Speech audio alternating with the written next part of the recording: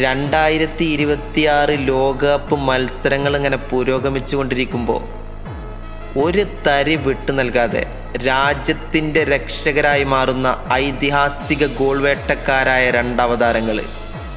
ഒന്ന് അർജന്റീനയുടെ പടനായകൻ Leo Messi, മറ്റൊന്ന് ഫ്രഞ്ച് പടയുടെ പടനായകൻ എംബാപ്പെ.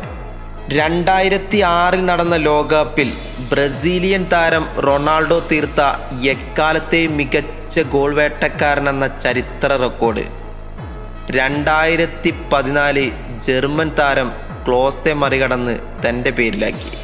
നീണ്ട 12 വർഷങ്ങൾക്കിപ്പുറം എംബാപ്പെ മെസ്സി ഒരുമിച്ച് ക്ലോസയുടെ ആ ചരിത്ര റെക്കോർഡ് മറികടന്നുക.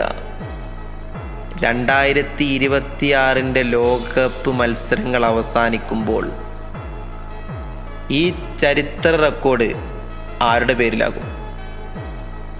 കണ്ടറിയേണ്ടി വരും. Wait and see.